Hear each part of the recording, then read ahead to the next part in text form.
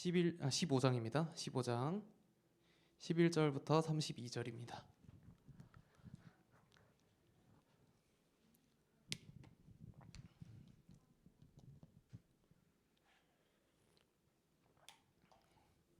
같이 교독하겠습니다.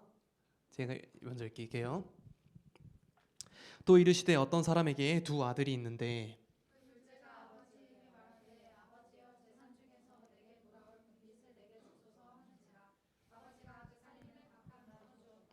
그 후 며칠이 안 되어 둘째 아들이 재물을 다 모아 가지고 먼 나라에 가 거기서 허랑방탕하여 그 재산을 낭비하더니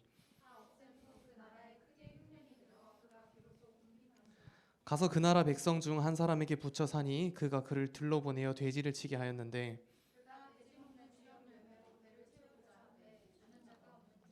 이에 스스로 돌이켜 이르되 내 아버지에게는 양식이 풍족한 품꾼이 얼마나 많은가 나는 여기서 주려 죽는구나.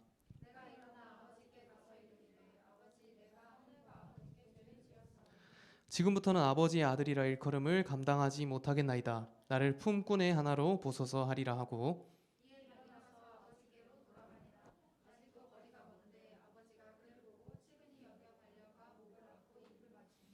아들이 이르되 아버지 내가 하늘과 아버지께 죄를 지었사오니 지금부터는 아버지의 아들이라 일컬음을 감당하지 못하겠나이다나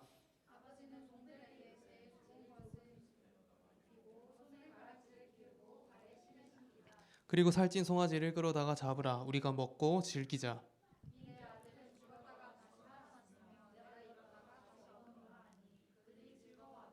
맏아들은 밭에 있다가 돌아와 집에 가까이 왔을 때에 풍악과 춤추는 소리를 듣고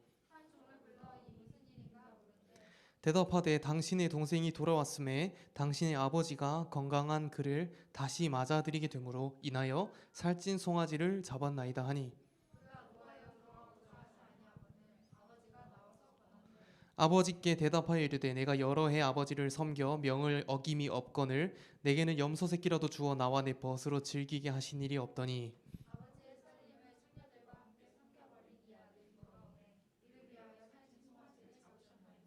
아버지가 이르되 얘 너는 항상 나와 함께 있으니 내 것이 다 내 것이로되 이 내 동생은 죽었다가 살아났으며 내가 잃었다가 얻었기로 우리가 즐거워하고 기뻐하는 것이 마땅하다 하니라. 아멘. 네, 오늘은 공교롭게도 저희 자식들이 두 명이 왔는데 두 아들의 이야기입니다. 한 아버지와 두 아들의 이야기예요. 이제 보통 탕자 이야기라고 유명한 본문이죠. 근데 이제 이 본문의 주인공은 누굴까요? 물론 아버지가 주인이지만 이 두 아들 중에 누가 주 타겟일까요? 우리 보통 이 둘째 아들에 집중하는 경향이 많습니다. 그래서 나도 하나님께 돌아가면 되는구나. 나 같은 놈도 돌아갈 집이 있구나. 이 정도로 이해를 하죠. 물론 틀린 적용은 아닙니다만 본문의 핵심이라고 볼 수는 없습니다. 제가 오늘 인용 구절을 안 드렸죠? 네, 까먹은 것 같습니다. 우리 성경을 좀 찾아볼게요. 우리 누가복음 15장 방금 읽었던 구절 1절, 2절을 한번 보실래요? 1절, 2절을 보면은 없으신 분들은 그냥 들으시면 됩니다. 모든 세리와 죄인들이 말씀을 들으러 가까이 나오니 바리새인과 서기관들이 수군거에 이르되 이 사람이 죄인을 영접하고 음식을 같이 먹는다 하더라. 여기서 이 사람이 누구예요? 예수님이죠. 예수님이 세리와 죄인들에게 말씀을 전하는 모습을 보고 비꼬는 거예요. 야, 이 죄인을 영접하는 사람이 있네. 와, 이렇게 겸손하다니. 약간 이런 느낌인 거예요. 그런 와중에 예수님께서 이 비유를 말씀하신 거예요. 이 바리새인과 서기관들, 종교 지도자들이 예수님을 비방할 때, 세리와 죄인들과 함께 음식을 먹었다는 이유로 비방할 때 예수님께서 이 비유를 말씀하시는 거예요. 그럼 예수님은 이 두 부류 중 누구 들으라고 한 말씀일까요? 1번 세리와 죄인과 창녀들, 2번 바리새인과 서기관들. 바리새인과 서기관이 주 타겟이에요. 이 저격 설교입니다, 이거. 그러면 지금 이 두 아들 중에 첫째 아들이 누구고 둘째 아들이 누굴까요? 첫째 아들이 종교 지도자들인 거예요. 누가 봐도 그렇죠. 누가 봐도 이들이 첫째 아들이에요. 아버지의 집을 떠난 적이 없는 착한 아들들. 근데 예수 안 믿는 사람들은 이게 문제가 없다고 생각합니다. 평생 교회 안 떠나고 잘 다니고 돈 잘 벌고 자기 앞가림 잘하고 사고 안 치고 가정을 잘 꾸리면 괜찮다고 세상 사람들은 말해요. 근데 기독교는 뭐라고 하는지 알아요? 안 괜찮다고 말해요. 여러분 아마도 이 성경 읽으면서 이런 생각 하신 적은 모르겠어요. 나는 둘째 아들 정도는 아닌 것 같다.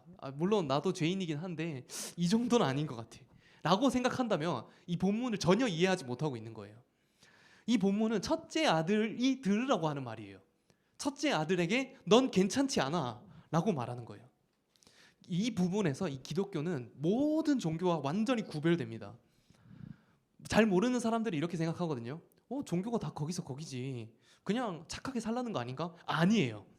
엄밀히 말하면 기독교는 거의 착하게 사는 것에 관심이 없는 것에 가깝습니다. 오히려 착하게 사는 것이 더 독이 되는 경우가 많습니다. 이런 문제의 소지가 되는 발언을 강단에서 할 수 있는 거예요. 왜냐하면 이거 중요하죠. 착하게 사는 걸로 하나님께 영광 돌릴 수 있습니다. 근데 그거보다 훨씬 더 중요한 문제가 있는 거예요. 이거 해결하지 못하면 아무리 착하게 살아도 문제 있는 인생이 되는 거예요. 그걸 이제 오늘 본문을 통해서 보기를 원하는 거예요. 자, 한 아버지에게 아들이 있어요. 여러분 이야기 알더라도 처음 듣는다 생각하고 한번 이게 이입을 좀 해보세요.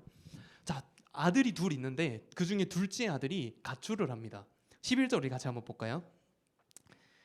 11절을 보면 같이 읽어보겠습니다. 또 이르시되 어떤 사람이 두 아들이 있는데 12절 그 둘째가 아버지에게 말하되 아버지여 재산 중에서 내게 돌아올 분깃을 내게 주소서 하는지라 아버지가 그 살림을 각각 나누어 주었더니 자 보니까 이 집은 재산이 좀 있는 집이에요. 그리고 아들이 둘 있습니다. 그죠? 더 있는 것처럼 보이진 않죠. 근데 이제 이 아버지가 어느 정도냐 이 아들들의 행실이나 이런 것을 통해서 아들들은 보니까 결혼을 안 한 것 같아요. 그죠? 그러면 이 아버지는 생각보다 나이가 많지 않습니다. 40대 정도로 추정이 됩니다. 그리고 이 아버지는 꽤나 부자였던 걸로 보여요. 줄 수 있는 재산이 있죠. 근데 이제 문제는 뭐냐면 이 고대 사람들은 죽기 전에 절대 재산을 나눠주지 않습니다. 유산을 남겨주지 않아요. 그런 아버지에게 자식이 재산을 미리 주세요. 내 분깃을 주세요. 어려운 말로 돼 있지만 굉장히 고급스러운 표현입니다. 유산 나 어차피 줄 거잖아요, 아버지. 원래 이게 법의로 제정이 돼 있어요. 그래서 유산 줄 거니까 어차피 줄 거 미리 좀 주세요 하는 어떤 가불 정도가 아니에요. 이건 무슨 뜻이냐면은 아버지 난 당신이 죽었으면 좋겠습니다. 이 말이에요. 유산을 나에게 주십시오. 지금 당장 죽으십시오 라고 말하는 거예요. 이 사람 뭐예요? 후레 자식입니다. 죄송해요. 실제로 12절을 보면요. 아버지가 살림을 나눠줘요. 그죠? 살림을 나눠주는데 이 살림이라고 하는 단어가 이 헬라어가 비오스라고 하는 단어를 썼는데 생명이라는 뜻입니다. 아버지가요. 생명을 나눠줘요. 이거 왜 그러냐면은 우리 지금도 그렇지만 이 당시도 마찬가지로 사람은 자기 재산을 다 현금으로 가지고 있지 않아요. 그죠? 여러분도 막 다 주식이랑 막 이렇게 여기저기 들어가 있죠. 없는 사람은 저처럼 없지만, 근데 이제 다 가지고 있지 않고 대부분 어떤 이렇게 묶여 있는 자산으로 가지고 있습니다. 그 중에 대표적인 게 뭐냐면 부동산이에요. 그때도 마찬가지예요. 가장 중요한 재산은 땅이에요, 땅. 왜냐하면 이 땅은 나의 정체성이 들어있거든요. 이스라엘 사람들은 이 땅을 대대손손 물려받았습니다. 이거 절대 못 팔게 돼 있어요. 그래서 조상으로부터 물려받은 땅, 나의 정체성이 들어있는 땅, 나의 근본이 들어있는 땅, 이 땅을 지키는 것은 그냥 단순히 아껴 살아라가 아니라 나의 후손으로서 의무고 또 나의 자손에게 물려줘야 하는 어떤 의무인 거예요. 땅은 목숨입니다. 그만큼 중요했어요. 그 말은 뭐죠? 유산을 주세요.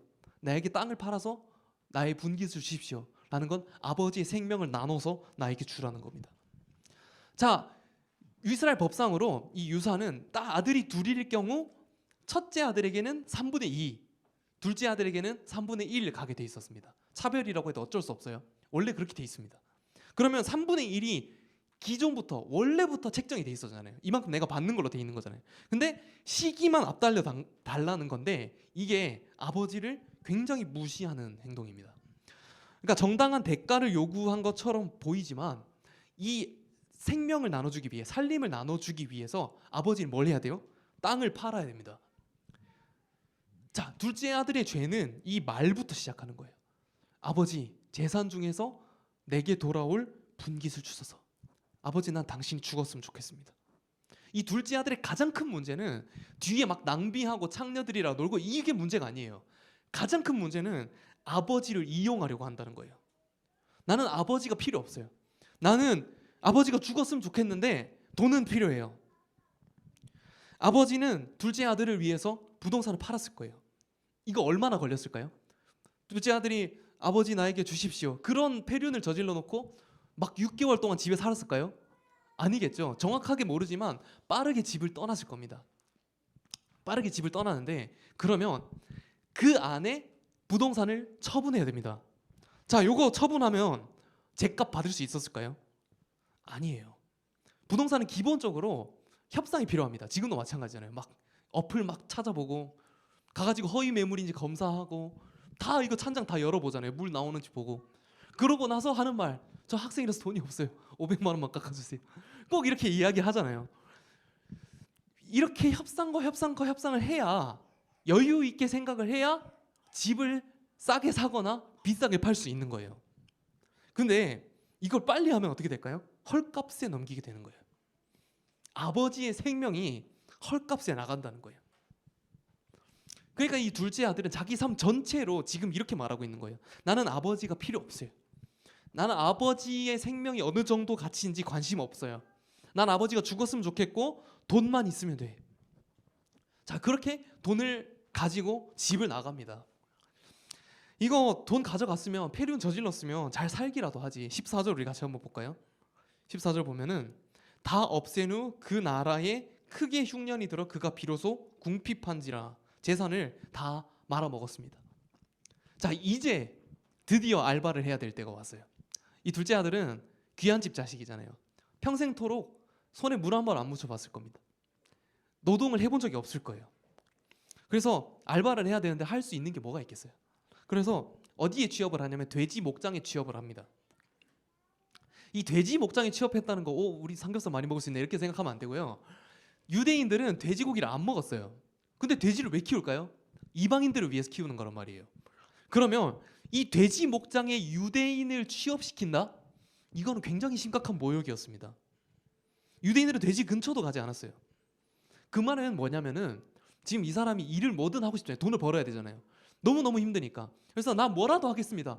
저에게 일을 제발 좀 시켜주십시오. 그러면 시킬 일이 많아요. 뭐 농사를 지어라, 뭐 짐을 옮겨라, 뭐 다 할 수 있죠. 근데 넌 돼지 농장이야. 이 말은 뭐냐면 그냥 너한테 일 시킬 일은 없어. 너한테 줄 일 따위는 없다.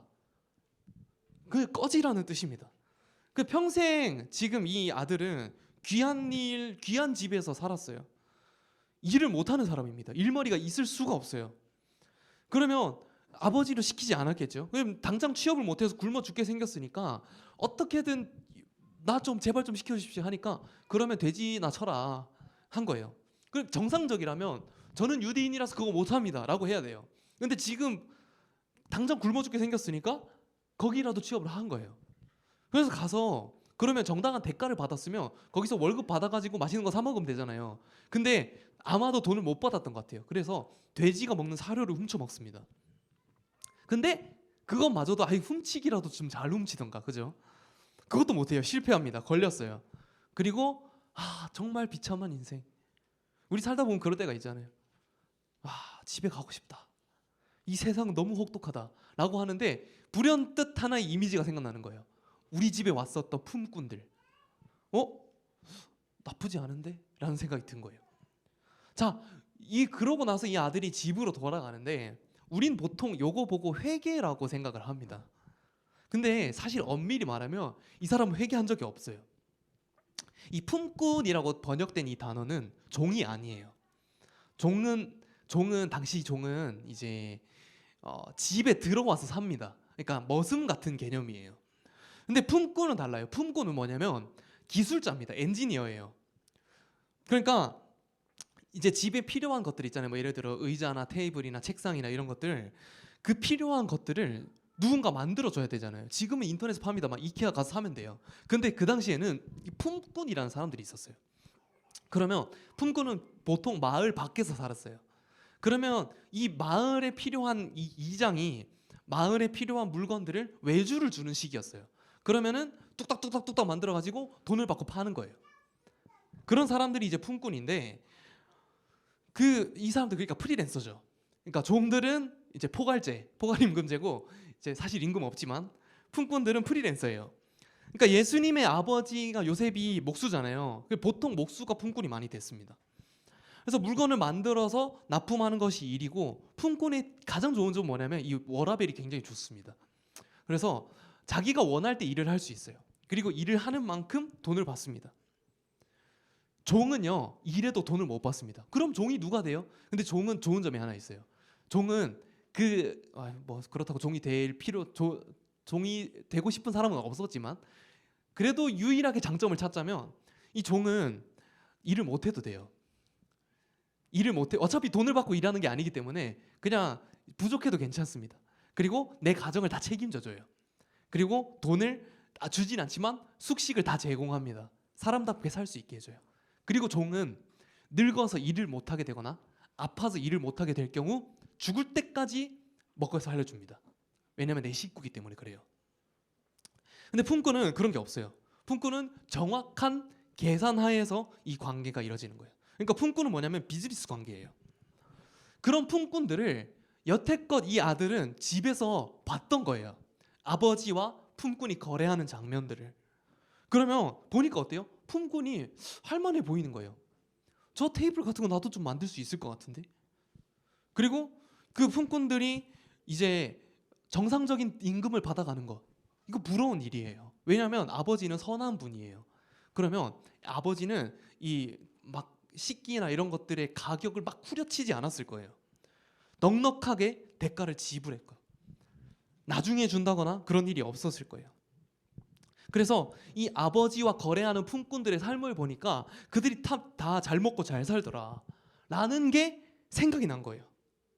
그 말은 뭐냐면 이 아들은 아직까지도 돈에 모든 시선이 가 있는 거예요. 그래서 돌아간 거예요. 돌아가는데 뭐 때문에 가는 거죠? 돈 때문에 아버지께 가는 거예요. 얻고 싶은 건 돈입니다. 그래서 만약에 아버지 집 가서 품꾼이 되잖아요. 그 일을 합니다. 돈을 벌어요. 돈을 모았어요. 그러면 또 자유를 찾아서 떠나는 거예요. 왜? 난 돈을 쓰기 위해서 벌었으니까. 내 삶을 누려야 하니까. 이 품꾼이 된다는 거 뭐냐면 아버지가 내 삶에 간섭할 여지를 주지 않는 거예요. 그래서 취업을 위해서 멘트를 준비하고 연습합니다. 자소서를 준비한 거예요. 18, 19절입니다. 같이 한번 읽어볼게요. 자, 시작. 내가 일어나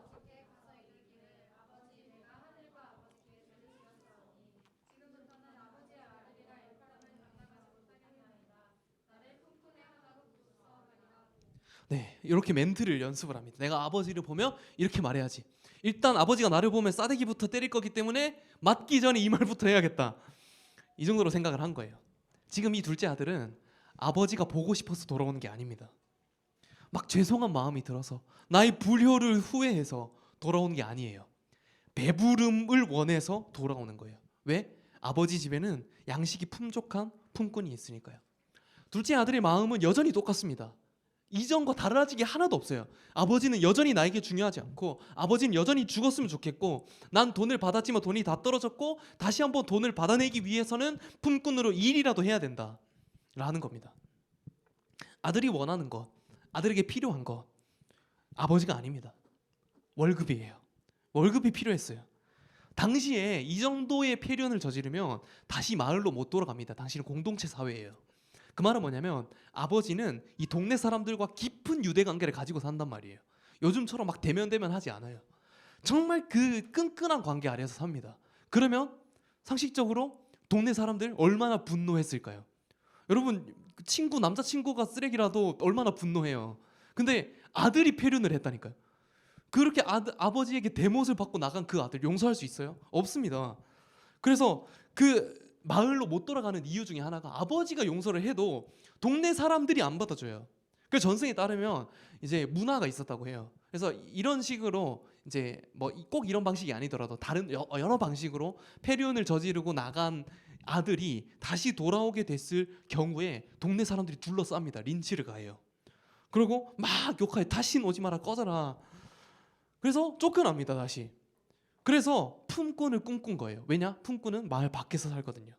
그래서 아버지를 만날 수 있기만 하면, 얼굴을 볼 수만 있다면, 그 중에 동네 사람 선에서 커트 당하지만 않으면 가서 내가 자소서를 읊고 거기서 계약을 하고 내가 다시 마을 바깥에 나와도 먹고 살 길이 생기니까 그거를 이제 선택하는 거죠.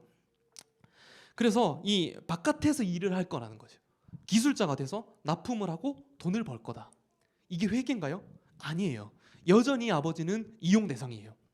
모양은 돌이켰죠. 하지만 아버지를 사랑하지 않는 건 똑같습니다. 이게 본문의 핵심이에요. 이 과정은 둘째가 나갔을 때는 저 상종 못할 페르나였고 다시 돌아왔을 때는 아버지의 사랑을 받는 아들이 되었다가 아니에요. 그는 여전히 똑같습니다. 여전히 아버지를 사랑하지 않고 아버지를 신뢰하지 않아요. 아버지에게 돈만 받을 생각밖에 없어요. 자, 그럼 첫째 아들은 어떨까요? 첫째 아들은 아까 말씀드렸듯이 이 첫째 아들이 들으라고 한 말이에요. 첫째 아들은 굉장히 똑똑합니다. 굉장히 똑똑해요. 자, 12절 우리 다시 한번 볼게요. 우리 아까 읽었던 구절인데 떼어주실래요? 보면은 아버지가 살림을 나눠주는데 어떻게 나눠줬다고 하죠?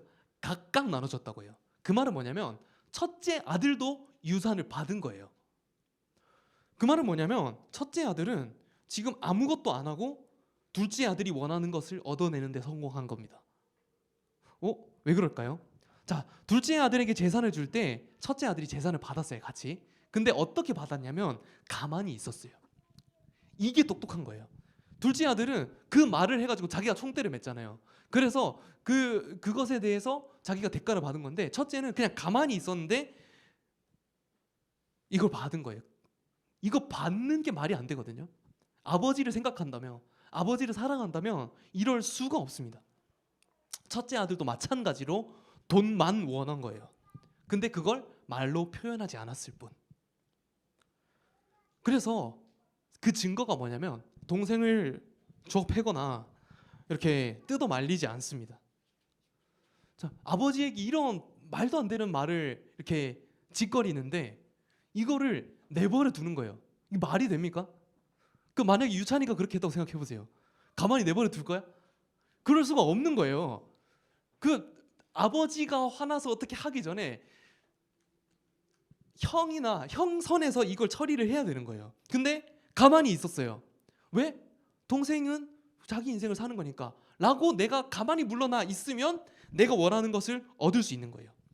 동생을 내버려 두면 나는 쟤보다 착한 사람이지만 원하는 걸 가질 수 있는 거예요. 정상적인 형이라면 이런 동생은 내버려 두면 안 되죠. 근데 이 아들은 가만히 있어요. 왜 그럴까요? 똑같은 페르나기 때문에 그렇습니다. 아버지를 원하지 않아요. 아버지를 사랑하지 않아요. 돈만 원합니다. 물론 가출은 안 했어요. 아버지랑 같이 살았기 때문에 이 아버지가 이제 재산을 다 나눠줬잖아요. 그 아버지는 거지잖아요. 그러면 이 집은 누구 집일까요? 이제 첫째 아들 집이에요. 그러면 첫째 아들 집에서 첫째 아들의 재산으로 첫째 아들이 고용한 요리사나 뭐 누구든지 제 요리를 한 요리를 먹으면서 사는 거예요. 아버지가 지금 이제 첫째 아들에게 이제 빌붙어서 살게 되는 거죠. 그런 의미에 있어서 이제 첫째 아들이 아버지에게 뭔가를 해주고 있기는 해요. 그죠? 뭐 그게 뭐 작진 않잖아요. 얼마나 재산이 많았는지 모르겠지만. 근데 그거 마찬가지로 이 첫째 아들은 그것을 아까워하는 모습을 보여줘요. 그래서 가출을 안 하고 아버지랑 같이 살았고 아버지를 먹여 살리고 있어요.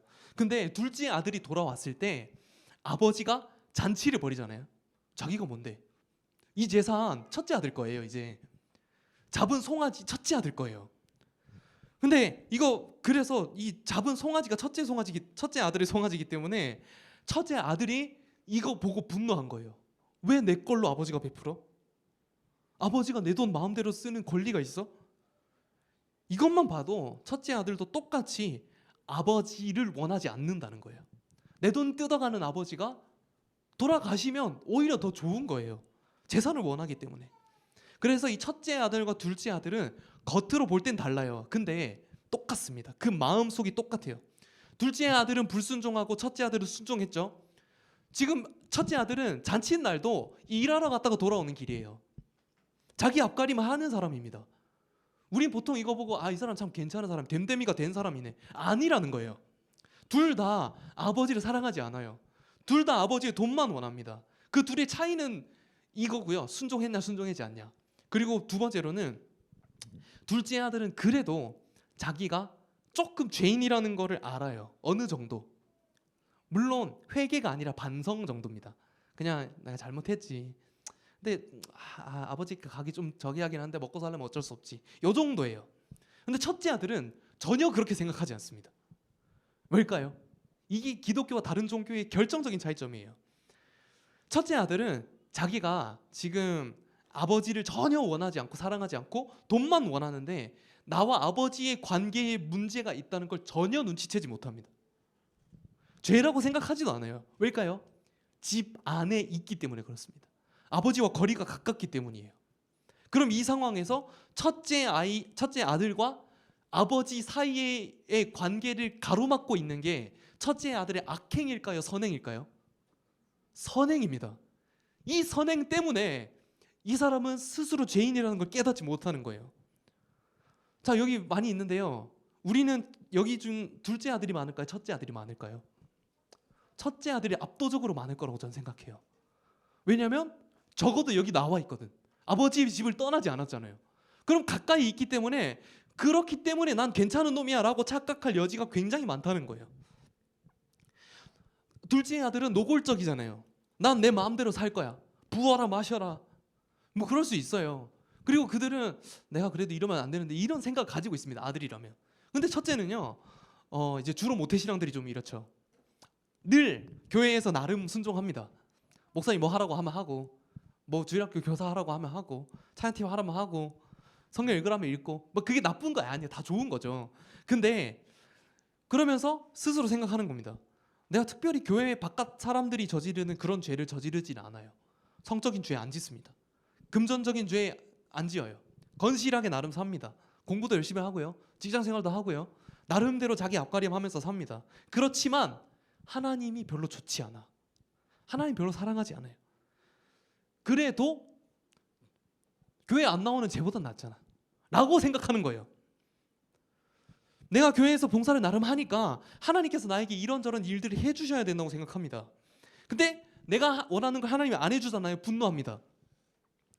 이 경우는 자기가 문제가 있다는 걸 더 파악하기가 어렵습니다. 왜일까요? 선행 때문에 그렇습니다. 이 죄라는 것은요, 단순히 악행과 선행이 아니에요. 죄라는 것은 하나님과의 관계에 문제가 생긴 겁니다. 그 차이예요. 다른 종교는 다 그냥 도덕적으로 이야기를 해요. 그래서 사람에게 나쁘게 대하면 나쁜 놈이고 사람을 잘 대하면 선왕이고, 그래서 대부분의 종교는 이 선행을 통해서, 믿음이 없어도 선행을 통해서 구원받을 수 있다고 말합니다. 근데 기독교는 절대 아닙니다. 오히려 선행 때문에 더 구원으로부터 멀어지게 될 수가 있는 거예요. 죄 가운데 있는 거. 그것은 무엇이냐면 그냥 막 알코올 중독이 돼서, 게임 중독이 돼서 막 어딘가에 빠져서 히키코모리가 돼서, 그게 그 죄 가운데 있는 거의 표징이 아니라 하나님을 어떤 시선으로 바라보고 있느냐 이거예요. 만약 하나님을 이용하는 마음이 있다면 아무리 선행을 해도 그 가운데 자기중심성, 죄가 들어가 있다는 거예요. 죄는 하나님과의 분리입니다. 근데 그 분리는 거리가 가까워도 분리될 수 있다는 거예요. 꼭 교회를 떠나야만, 꼭 발길을 끊어야만, 교회 사람들이랑도 관계를 끊어야만 하나님과 분리될 수 있는 게 아니라 이 안에 있으면서도 아버지를 이용하고 있을 수 있다는 거예요. 만약 여러분이 하나님과 인격적인 관계를 맺고 싶은 생각이 없다라고 하면 아무리 좋은 걸 해도 죄 가운데 있는 겁니다. 이게 죄의 본질이에요. 반대로 구원은 뭘까요? 구원. 막 어떤 사람들은 그냥 평안하면 구원이라고 말해요. 아니요. 천국의 핵심은요, 다시 하나님과 가까워지는 겁니다. 겉으로 변하는 게 없을 수도 있어요. 근데 하나님과의 교제가 끊어졌다가 다시 회복되는 것이 구원입니다. 구원 얻은 자는 내 삶에서 무언가를 얻기 위해서 하나님을 찾는 것이 아니라 하나님을 얻는 겁니다. 그래서 이 세상의 모든 종교는 무언가를 얻기 위해서 신을 찾습니다. 신은 수단이에요. 근데 기독교만 신이 목적입니다. 아버지의 나라, 그 아버지의 나라에서 진짜 자녀된 자들은 하나님을 얻기 위해서 하나님을 찾는 겁니다. 우리가 만약 교회를 생각했을 때도 마찬가지입니다. 물론 둘째 아들도 교회에 섞여 있습니다. 그리고 그 둘째 아들도 교회를 해칠 수 있어요. 막 술을 마신다던가 부모에게 거역을 한다거나 성적으로 문란해지거나 이런 것들도 교회를 해칠 수 있죠. 근데 그것만큼이나 첫째 아들의 죄도 교회를 해칩니다. 직분이 있는 사람들이 막 사람들을 정죄하거나 분노하거나 냉담해지거나 이런 것이 교회를 망치는 거예요. 첫째 아들은 애초부터 동생을 말렸어야 됐습니다. 못 말렸다면, 그래도 어쩔 수 없이 얘가 그냥 뿌리치고 나가버렸다면 둘째 아들을 찾으러 가야 돼요. 근데 첫째 아들은요, 동생에게 아무런 관심이 없습니다. 뭐 남이사 죽든지 말든지. 그래서 아까 읽었던 본문 보면은 몇 절인지 기억이 안 나네. 종들에게 이 무슨 일인지 묻거든요. 26절이네요. 한 종을 불러 이 무슨 일인가 물은데 종이 이렇게 대답을 해요. 27절. 대답하되 당신의 동생이 돌아왔음에 당신의 아버지가 건강한 그를 다시 맞아들이게 되므로라고 돼 있습니다. 뭐 이 건강한 그를 맞아들이게 됐다. 이 말은 뭐냐면 이 종조차도 동생의 건강을 걱정했다는 겁니다. 당장 먹고 살 길이 힘든데 그 홀로 그 먼 나라에 가가지고, 물론 좋은 거 아니죠. 나쁜 짓이죠. 하지만 그를 걱정했다는 거예요. 종마저도. 근데 첫째 아들은요, 관심 없습니다. 관심 없어요. 그가 사지가 붙어 있는지 어땠는지, 아픈 데는 없는지 관심 없습니다. 그리고 심지어 동생에게 분노하지도 않습니다. 너가 지금 무슨 낯짝으로 아버지께 왔냐? 아버지 얼마나 속상했는지 아냐? 너 어떻게 그렇게 대못을 받고 그렇게 그 번지르르한 낯짝으로 올 수 있냐? 그렇게 말 안 합니다. 누구에게 분노하죠? 아버지에게 분노합니다. 동생은요, 관심 없어요. 동생에게 말도 걸지 않습니다. 왜일까요? 자기에게 막 매일 몰두되어져 있기 때문입니다. 첫째 아들은요, 사실 동생을 무시하고 있었어요. 그리고 나가고 나서 더 확신했을 겁니다. 동생보다 자기가 훨씬 나은 존재라고요. 그래서 보면은 이 동생을 어떻게 지칭을 하냐면, 여기 보십시오. 30절. 아버지의 살림을 창녀들과 함께 삼켜버린 이 아들이 돌아오매 이를 위하여 살찐 송아지를 잡으셨나이다. 그 워딩들이 정말 거슬리는 워딩들이 많아요. 자, 첫 번째, 창녀들과 함께 놀았는지 어떻게 합니까? 몰라요. 알 방법이 없어요. 지금 동생 돌아왔다는 거 처음 들은 거거든요. 그 말은 뭐냐면 이 아버지 집을 떠나기 전에도 동생의 행실이 불량했다는 거예요. 창녀들이랑 놀았다는 거예요. 그리고 네가 나가서 하는 짓이란 게 뭐 그렇지, 보나마나 뻔하지. 창녀들이랑 놀다가 돈 다 뿌리고 그냥 그렇게 낯짝 두껍게 왔겠지. 그리고 이 아들이 돌아오매 자기 동생이라고 말하지도 않습니다. 이거 지금 아버지에게 말하는 거잖아요. 이 아들이라는 원어를 보면요, 당신 아들이라고 나옵니다. 내 혈육, 그러니까 동생이라고 하지 않고요, 당신 아들이 돌아왔다라고 말을 해요. 나와의 관계성을 끊어버립니다. 그러니까 지금 이 형은 분노해요. 아버지에게 분노하고 동생은 상대하지도 않습니다. 만약 우리가 이렇게 반응하고 있다면 첫째 아들이라는 거예요. 하나님께는 막 쉽게 분노해요. 하나님, 나한테 왜 이런 거 안 해주세요? 내가 이렇게까지 열심히 했는데, 이렇게 헌금했는데 왜 나 안 알아주세요? 그러면서 동생에게 관심 없습니다. 이 세상에 잃어버린 영혼들, 여러분의 친구 중에 예수 안 믿는 자들에게 관심 없는 거예요. 그리고 막 전쟁 터지잖아요. 전쟁 터져서 사람들이 몇만 명 죽어갔대요. 관심 없습니다. 그게 첫째 아들들의 모습이라는 거예요. 자, 저를 보십시오. 그러면 제가 둘째 아들이 될 가능성이 높을까요? 첫째 아들이 될 가능성이 높을까요? 첫째 아들이 될 가능성이 훨씬 높아요. 왜냐하면 직업이 목사니까. 아예 가능성이 없다고 볼 수는 없어요. 물론 이제 돌이킬 수도 있죠. 근데 이제 둘째가 되기는 좀 어렵습니다. 왜냐하면 이 집을 나가는 건 이제 저의 그 생활과 같이 엮여 있기 때문이에요. 자, 만약에 예를 들어 제가 불륜을 저지르잖아요. 그러면 먹고 사는 길이 막힙니다. 잘려요. 그리고 앞으로도 사용 못 합니다. 근데 그래서 그 정도까지는 안 하죠. 하지만 첫째 아들은 되기가 쉽습니다. 첫째 아들의 교묘한 특징은 뭐냐면 바뀌는 게 없어요. 만약에 제가 그냥 이렇게 그 진짜 아들이었다가 그 품꾼으로 스스로 생각하는 첫째 아들로 싹 정체성이 바뀌잖아요. 겉으로 바뀌는 게 아무것도 없을 거예요. 제가 막 첫째 아들의 마음이 막 생겼다고 주일을 째고 막 놀러 가고 그럴까요? 안 그래요. 여전히 교회에 있을 거예요. 그리고 설교도 준비할 거고요. 수련회도 준비할 거고요. 나름대로 해야 될 일들을 할 거예요. 하지만 여러분을 사랑하지 않겠죠. 할 일은 할 거예요. 여러 가지 할 겁니다. 그 먹고 살기 위해서. 근데 여러분을 사랑하진 않을 거예요. 그게 여러분 잘못된 걸까요? 잘못이라고 생각하시죠?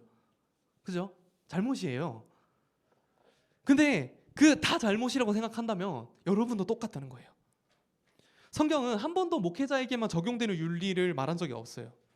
이 마음이 이 지경까지 마음이 병드는 시작이 어디였냐면 둘째 아들의 첫 말이었어요. 난 하나님을 원하지 않고 재산만 원해요. 우리 마음속으로 생각해요. 나는요 하나님 재산도 있었으면 좋겠고요, 마음도 평안했으면 좋겠고요, 취업도 괜찮은 곳에 됐으면 좋겠고, 자랑할 만한 어떤 곳에 취업을 하고 싶고요. 대신에도 아니고, 근데 하나님이 나한테 이래라 저래라 명령하는 걸 순종하고 싶진 않아요. 그러면 어떻게 하냐면요, 하나님을 죽여버리는 거예요. 하나님을 죽이는 거예요. 우리는 교회 안에 있으면서도 아버지를 죽일 수 있습니다. 뭐죠? 하나님을 생각하지 않고 사는 거예요. 이것은 그냥 내가 덤벙대서 잊어버리는 게 아니에요. 의도적으로 잊는 겁니다. 여러분, 신앙의 가장 큰 문제는 뭐냐면 무관심입니다. 하나님께 별 관심이 없어요. 여러분, 예배 안 나오잖아요. 예배 안 나오는 이유가 뭘까요? 정말 특별한 사정이 있어서 어쩔 수 없이 못 나와. 그럴 수 있습니다. 근데 대부분 우리가 예배 안 나오는 이유는, 왜 늦은 이유는 귀찮아서, 늦게 일어나서, 피곤해서, 아무 이유가 없습니다. 그러면 그 말은 뭐냐면 우리는요 하나님을 죽이고 있는 거예요. 하나님 나에게 간섭하지 마세요. 그러면서 그 사람에 따라 다르지만 그 정도가 정해져 있는 거예요. 난 예배에 안 늦었는데요. 전 좀 괜찮죠. 그런 식으로 생각할 수 있다는 거예요. 종교 생활 잘하면서도 아버지를 죽일 수 있는 거예요. 그럼 결과는 어떻게 될까요? 고아가 되는 겁니다. 아버지를 죽였기 때문에. 그럼 구원은 뭐냐면 이 아버지를 다시 찾는 거예요. 자, 둘째 아들이 돌아올 때의 기록을 보겠습니다. 아버지를 어떻게 찾을 수 있는가? 20절입니다. 20절 시작.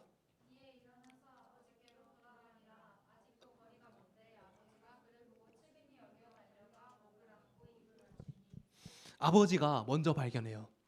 상식적으로 둘 중에 누가 더 발견하기 쉬웠을까요? 일단은 둘째는 눈이 쌩쌩합니다. 아버지는 좀 늙었어요. 그리고 둘째는 지금 돼지치다가 왔어요. 몰골이 정상이었을 리 없습니다. 새 옷 빼입었을까요? 그럴 리가 없습니다.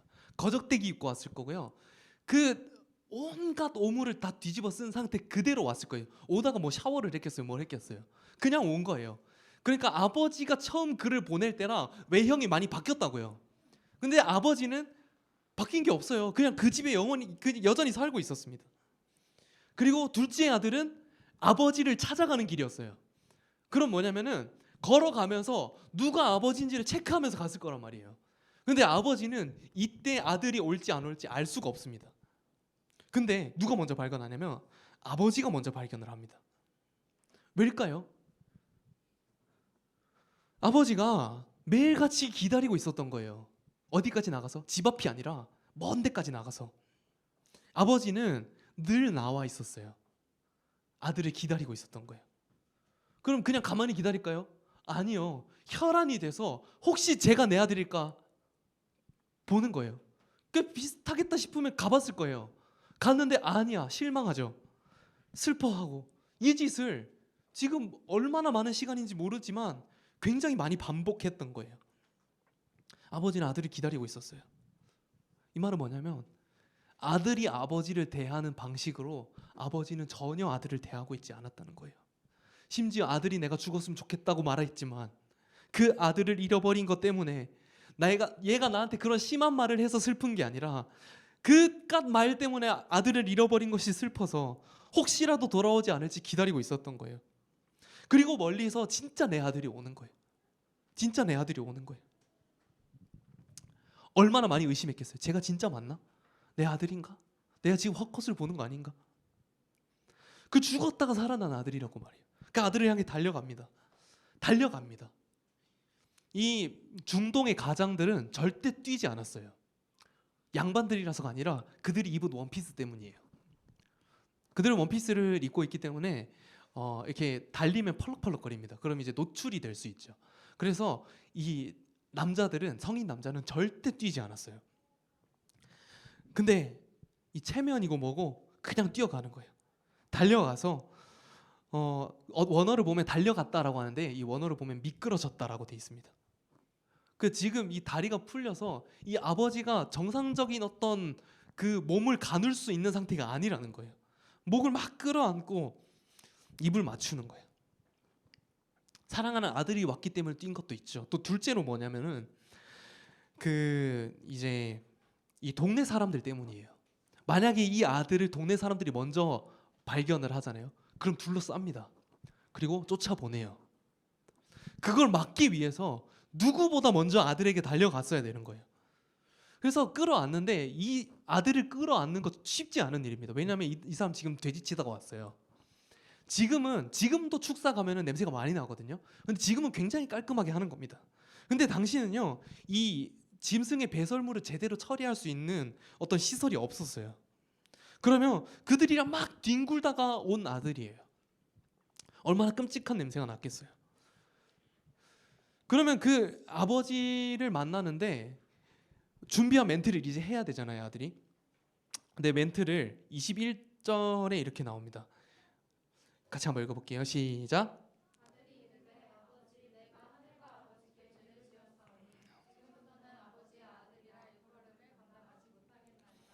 아까 연습한 멘트에서 하나가 빠졌어요. 뭘까요?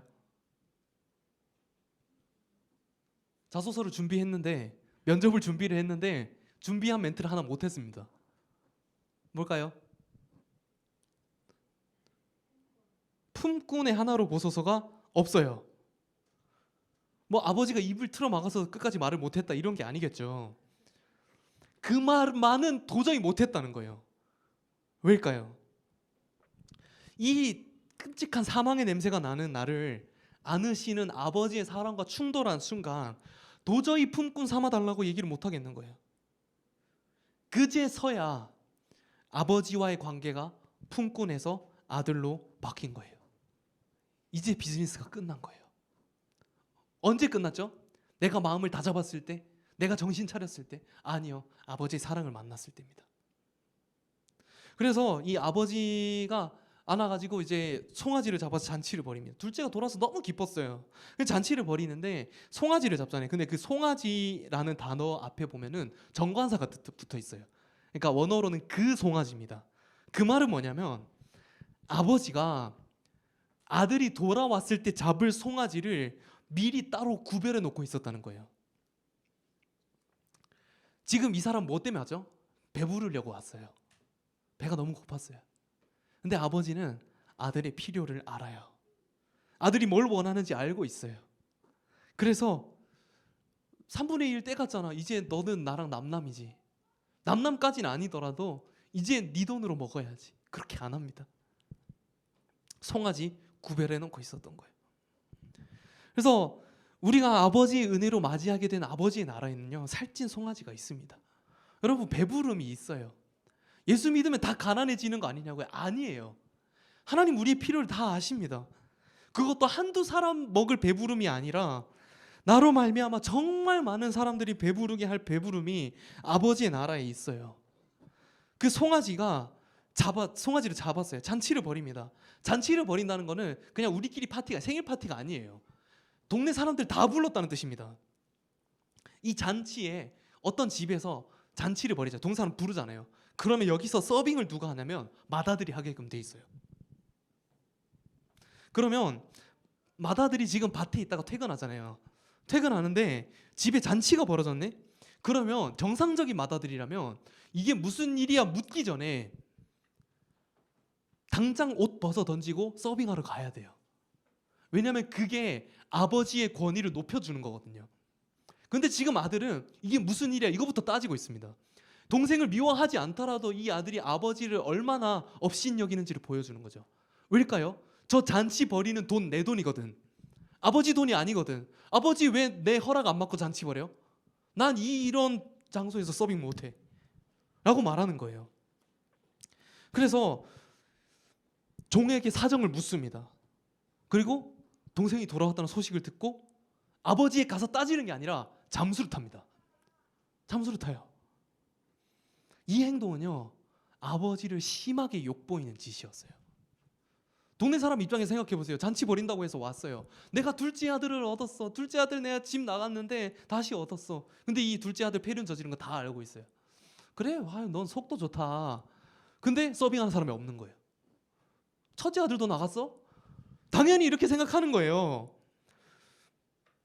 지금 이 아버지가 얼마나 면이 상할지, 아버지가 얼마나 속상할지 전혀 관심이 없는 겁니다. 그리고 아버지고 뭐고 없어요. 자기가 화나면 심지어 종조차도 둘째 아들이 돌아온 걸 기뻐하는데 첫째 아들은 숨어 있다가 아버지가 오니까 따집니다. 자, 29절 30절 읽어볼게요. 시작.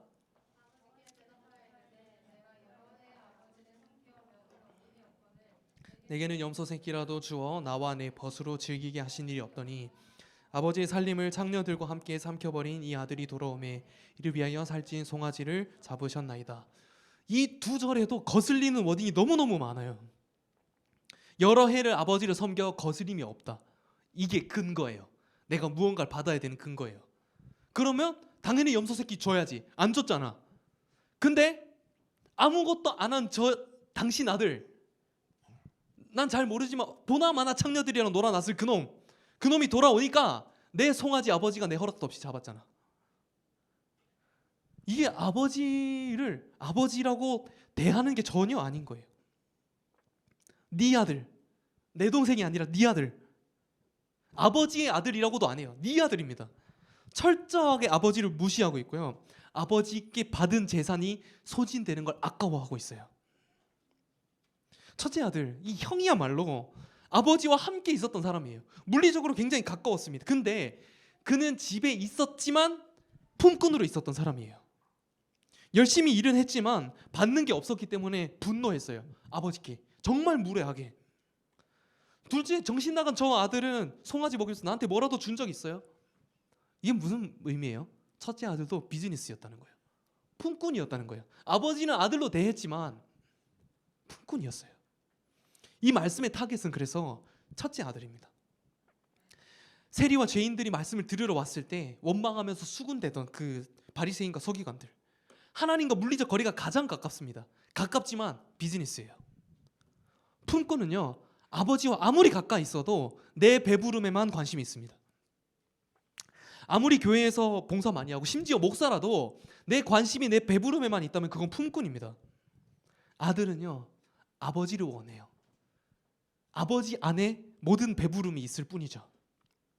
우리가 살면서 하나님께 뭔가를 받지 못하잖아요. 결핍이 되잖아요. 괴롭잖아요. 그러면 그때 내 반응을 자세히 한번 보세요. 우리는 내 마음을 잘 몰라요. 그냥 나 정도면 괜찮지 않을까? 그냥 어렴풋이 생각하는 거죠. 근데 그때 딱 내 반응을 자세히 보면 내가 품꾼인지 아들인지가 드러납니다. 그리고 내 생각과 내 시간과 내 에너지와 내 돈을 어디에 쓰는지를 보십시오. 그게 내 정확한 리트머스지예요. 우리는요, 내 시간을 내 만족을 채우고자 씁니다. 공부조차 내 유익을 위해서 하고요. 일은 돈 벌어서 맛있는 거 사 먹으려고. 배부름이 목적이면 탕자입니다. 내가 무엇을 구하는가가 내가 누군지를 보여주는 거예요. 내가 아버지가 아닌 다른 곳에서 만족을 찾는다면 아들이 아니라 품꾼입니다. 근데요, 이 첫째 아들은 한 번도 집을 나가본 적이 없어요. 아들이잖아요. 아버지는 평생 그를 아들로 대했습니다. 근데 스스로 품꾼을 자처하고 있어요. 할아버지 받아 먹은 게 있으면 나한테 이거 줘야죠. 근데 아버지가 뭐라고 말씀하는지 아세요? 31절을 같이 읽어볼게요. 시작.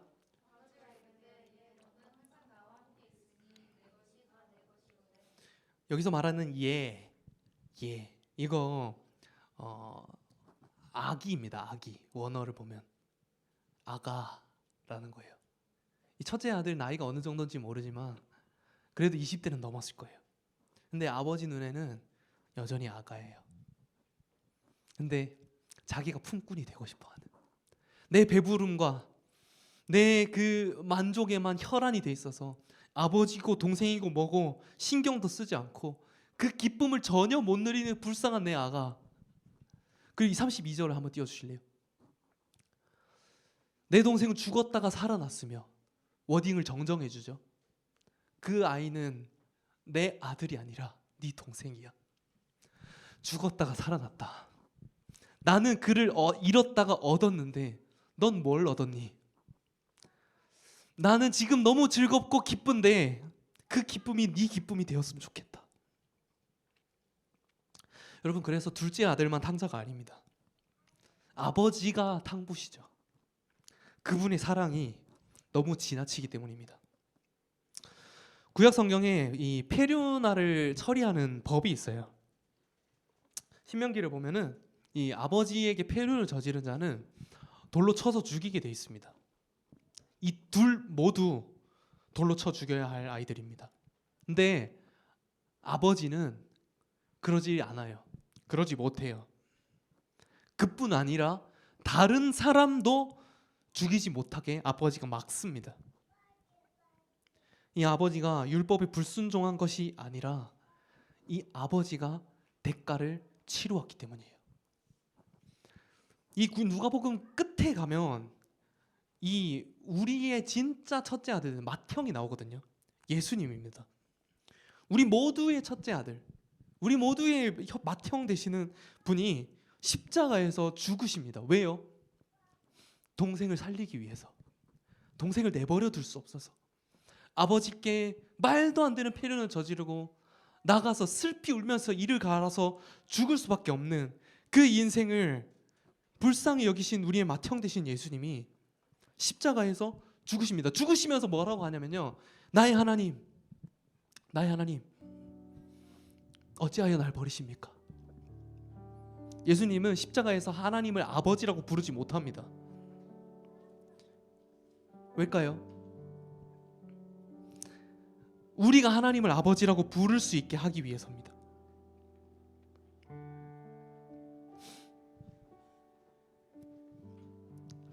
예수님은 아버지가 슬퍼하는 걸 보셨어요. 그 길바닥에 나가서 혹시 내 아들이 돌아오진 않을지, 혹시 저 사람이 내 아들이진 않을지 달려갔다가 실망하고 슬퍼하면서 있는 그 아버지를 보고 그 아버지를 내버려 둘 수 없었던 거예요. 그래서 예수님 말씀하신 거예요. 아버지, 내가 갑니다. 내가 가겠습니다. 그래서 간 곳은 먼 나라 정도가 아니에요. 하늘의 보좌를 버리고 이 땅 가운데 오신 겁니다. 마굿간에 오셨어요. 우리의 진짜 맏형 되시는 분은 만약 예수님이 첫째 아들이었다면 둘째 아들이 취업한 그 돼지우리 거기까지 가는 거예요. 근데 첫째 아들은요, 이것저것 따질 게 너무 많아요. 나는 집에서 일도 해야 되고요, 나는 아버지도 보살펴야 되고요, 쟤는 제가 잘못하고 나간 건데 뭐 나랑 상관없는 일이잖아요.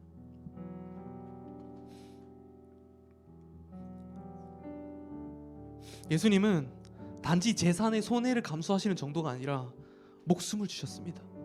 그리고 말씀하시는 거예요.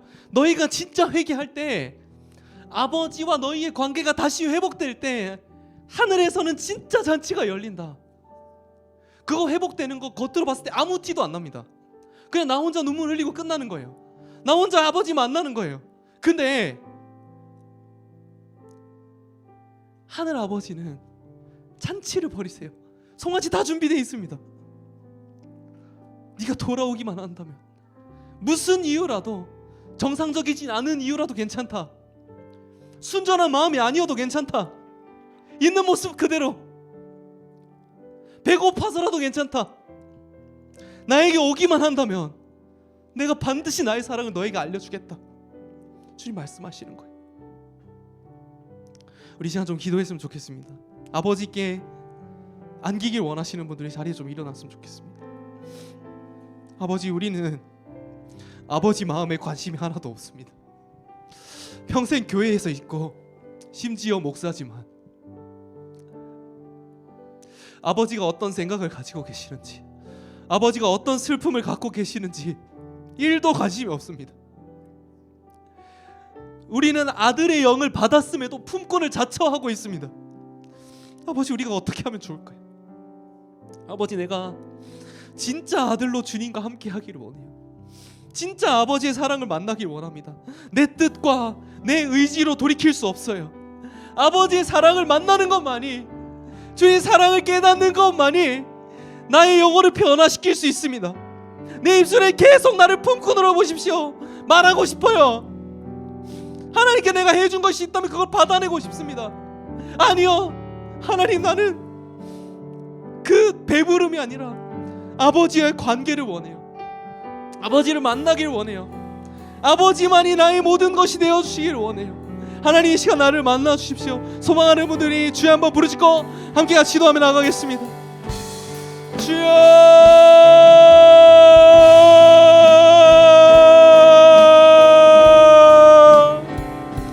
하나님,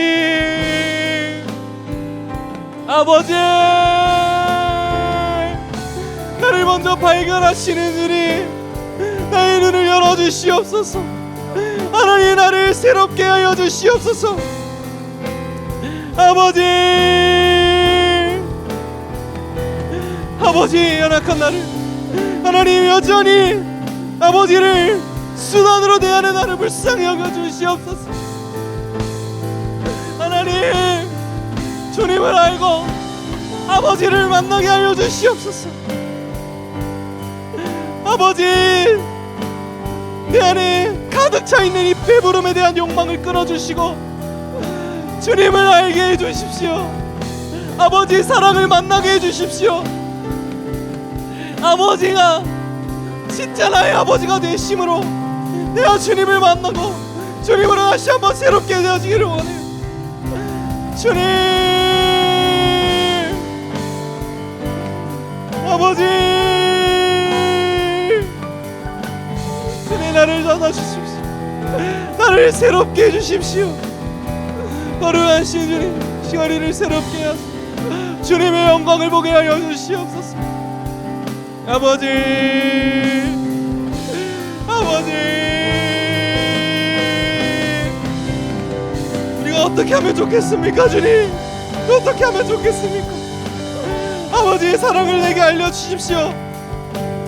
나를 안고 내가 모를 수 없도록 그 사랑을 알려주십시오. 나를 포기하지 않으시는 주님을 만나게 하여 주시옵소서. 주님,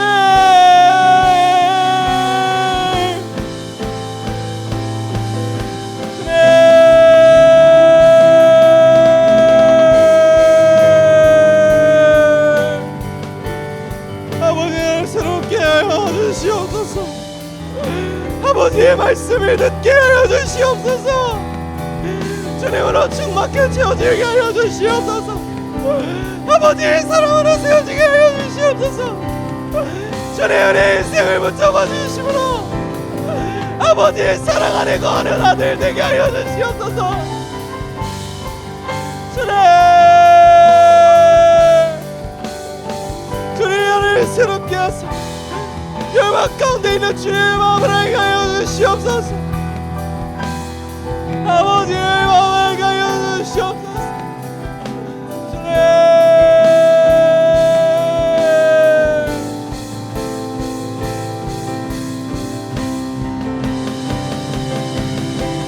아바 오셔서 내 눈을 여시고 주 생명과 사랑 아멘 세우소서 내 모든 것 세우소서 내 모든 삶 아바 오셔서 내 눈을 여시고 주 생명과 사랑 날 새롭게 하사 태우소서 내 모든 것 태우소서 내 모든 삶 아바 오셔서 자네 나의 눈을 열어주시옵소서. 새롭게 하여 주시옵소서. 아멘. 태우소서 내 모든 것, 태우소서 내 모든 삶. 아바 오셔서, 아바 오셔서 내 눈을 여시고 주 생명과 사랑 날 새롭게 하사 태우소서 내 모든 것, 태우소서 내 모든 삶. 아바 오셔서 내 눈을 여시고 주 생명과 사랑 날 새롭게 하사 채우소서 내 모든 것, 태우소서 내 모든 삶. 아바 오셔서, 아바 오셔서 내 눈을 여시고 주 생명과 사랑 날 새롭게 하사 태우소서 내 모든 것, 태우소서 내 모든 삶. 이 시간에 한 번 더 기도하기를 원해요. 아버지의 마음은 집 나간 둘째 아들들에게 있어요.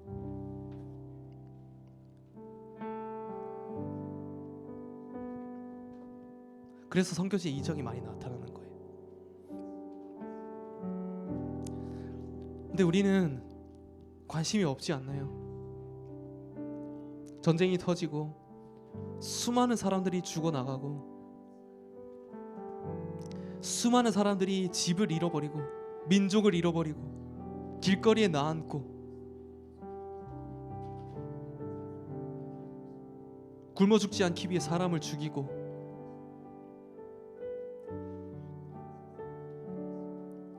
우리의 이 첫째 아들 같은 끔찍한 마음은 그 수많은 사람들이 그렇게 되고 있음에도 정작 내 관심은 나의 배부름에 있다는 것이, 당장 내가 이번 달에 먹고 살 수 있을지, 내 삶이 나이에 비해서 도태되진 않을지, 전쟁이 터져서 기름값이 오르는 게 아닐지, 내가 가지고 있는 주식 주가에 매여서 아버지의 마음이 어디 있는지를 외면했던 우리의 마음을 돌이키기를 원해요. 주님, 우리가 어떻게 내 동생들이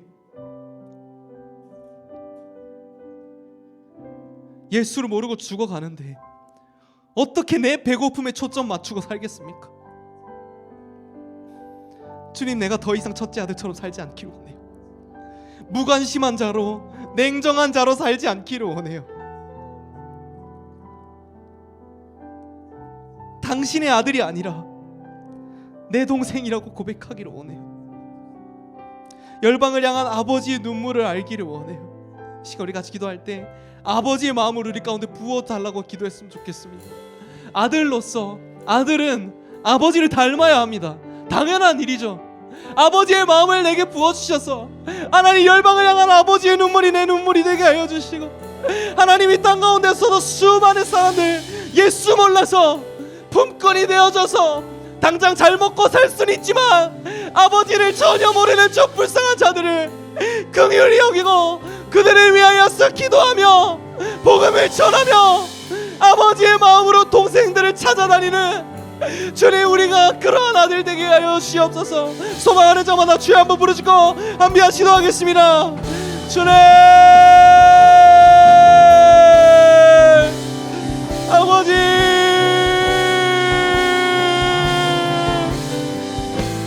아버지를 알게 하여 주시옵소서.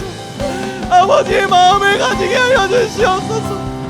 하나님, 이 시대를 향한 주님의 마음을 알게 하여 주시옵소서. 냉잠한 자로 굳어지지 않기를 원해요.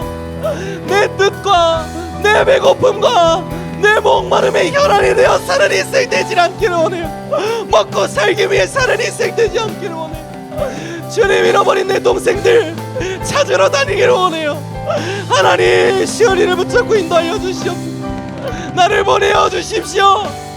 예수님이 떠나신 것처럼, 예수님이 하늘 보자 버리신 것처럼 우리도 삶의 터전을 버리게 하여 주시옵소서. 나의 삶을 아버지를 위하여서 쓰게 해주십시오. 아끼지 않게 하여 주시옵소서. 인색케 하지 않게 하여 주시옵소서. 내 거를 내 거라 주장하지 않게 하여 주시옵소서. 아버지의 것이니 아버지의 소원을 이루는데 이 모든 것을 쓰게 하여 주시옵소서. 내 자유가 주님이 기쁘신 뜻대로 사용되어지기를 원합니다. 하나님, 냉담한 자로 냉정한 자로 굳어지지 않기를 원해요. 주님의 마음을 아는 자로 세워주십시오. 하나님의 마음을 아는 자로 세워주십시오. 아버지의 눈물 가진 자로 서게 하여 주시옵소서. 우리 어떻게 내 배고픔에 매여서 살겠습니까? 아버지, 우리를 보내어 주시옵소서. 아버지, 우리를 보내어 주시옵소서. 아버지, 땅을 향한 주의 마음을 가지게 하여 주시옵소서. 그들을 위하여서 기도하기를 싫은 죄를 범치 않게 하여 주시옵소서. 아버지, 아버지, 우리를 보내어 주십시오. 주님의 영광 받아 주시옵소서.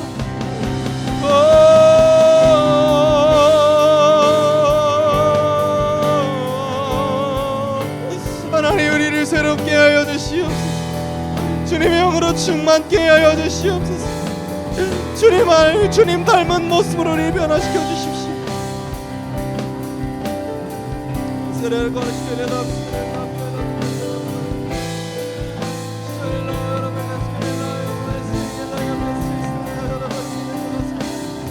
주님, 알게 하여 주십시오. 수련을 거두시기를 하옵소서. 주님, 우리를 새롭게 하여 주시옵소서. 아버지, 우리의 마음을 만져 주시옵소서. 주님,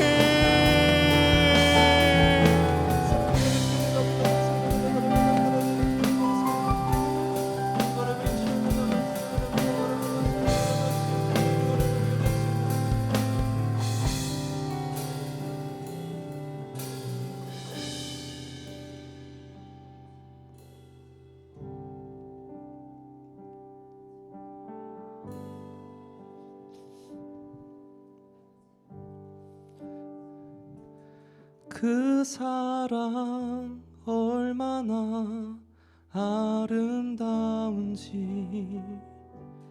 그 사랑 얼마나 날 부욕해 하는지, 그 사랑 얼마나 크고 놀라운지를,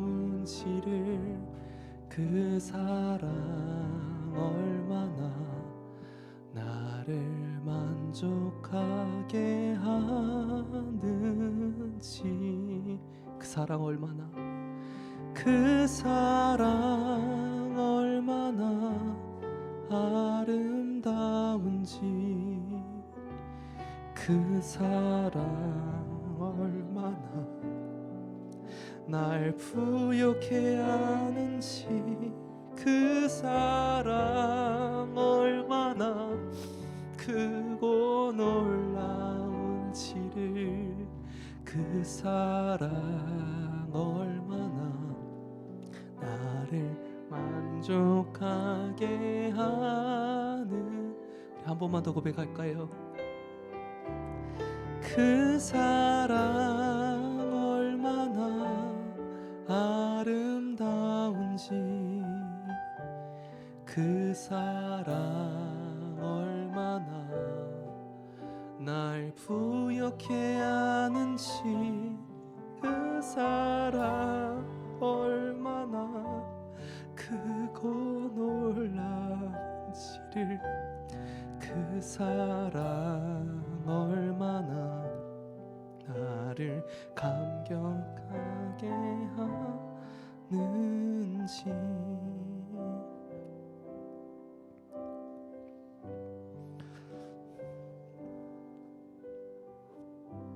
예수님이 젖되셨다면 그 돼지우리에서 허덕이고 있는 동생을 찾아 그렇게 말씀하셨지 않았을까요? 너가 찾고 있는 그 부요함, 그 배부름, 그 생명 아버지께 있다. 너는 아버지가 너를 얼마나 사랑하는지 아니? 아버지가 널 기다리고 있어. 아버지는 네가 어떤 심한 말을 해도, 얼마나 재산을 도둑질해 가도 여전히 널 사랑하고 널 기다리고 있다. 주님, 우리가 그래서 다 예수 믿었습니다. 그 사랑을 알려준 주님이 계시기에 나는 전혀 몰랐지만, 신경도 쓰지 않고 기억도 하지 않고 관심도 없었던 그 아버지의 사랑을 주님이 우리에게 알려주셨습니다. 그 무엇도 고칠 수 없던 나의 알량한 자존심과 교만함과 비교와 그 헛된 것에 다 마음을 빼앗겼던 우리의 마음이 고쳐진 것은 내가 정신을 차린 것이 아니라 아버지가 얼마나 나를 사랑하셨는지 알게 되었을 때입니다. 하나님, 그런 우리가 변화된 것을 봤을 때 이 세상에 소망 없는 영혼이 있습니까? 아무도 없습니다. 다 내 동생들입니다.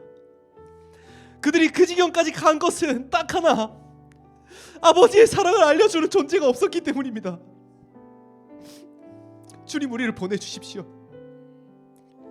하나님, 우리 팔짱 끼고 뒷짐지고 나는 저들과 다르다 스스로 위로하며 품꾼 자처하지 않길 원해요. 아버지의 마음이 있는 곳에 우리의 발걸음이 향하길 원합니다. 내가 그렇게 예수를 만났듯이 그 주님 사랑 전해주는 존재로 나를 써주십시오. 우리가 어디에 있든지 무엇을 하든지 그곳에서 만나는 모두가 내 동생들이라 생각하고, 불쌍하게도 아버지의 사랑을 몰라 스스로 아버지의 사랑을 버리고 떠난 그들을 다시 데려오게 해주십시오. 아버지의 품으로, 아버지의 사랑의 품으로 부르시길 원하시는 그 주님의 마음을 외면하지 않길 원해요. 그 아버지의 애타는 마음이 있는데 우리가 어떻게 내 배고픔을 챙기겠습니까? 주님, 주님의 마음을 가지고 오늘 한 주도 살아가며 잘 살고 잘 버텼기에 잘 해낸 인생이 아니라 힘들고 어려워도 동생 찾아 헤매는 그 주님의 마음을, 그렇게 하늘 보좌를 버리신 예수님의 마음을 우리 가운데 부어주시고, 날마다 이 마음이 더 깊이 커져 아버지의 사랑을 더 아는 우리들 될 수 있도록 인도하여 주시옵소서. 존귀하신 우리들의 맏형 되신 우리 구주 예수 그리스도 이름으로 함께 기도합니다. 아멘. 주기도문 예배 마치겠습니다. 하늘에 계신 우리 아버지여, 이름이 거룩히 여김을 받으시오며 나라가 임하옵시오며 뜻이 하늘에서 이루어진 것 같이 땅에서도 이루어지이다. 오늘 우리에게 일용할 양식을 주시옵고, 우리가 우리에게 죄 지은 자를 사하여 준 것 같이 우리의 죄를 사하여 주시옵고, 우리를 시험에 들게 하지 마시옵고 다만 악에서 구하시옵소서. 나라와 권세와 영광이 아버지께 영원히 있사옵나이다. 아멘.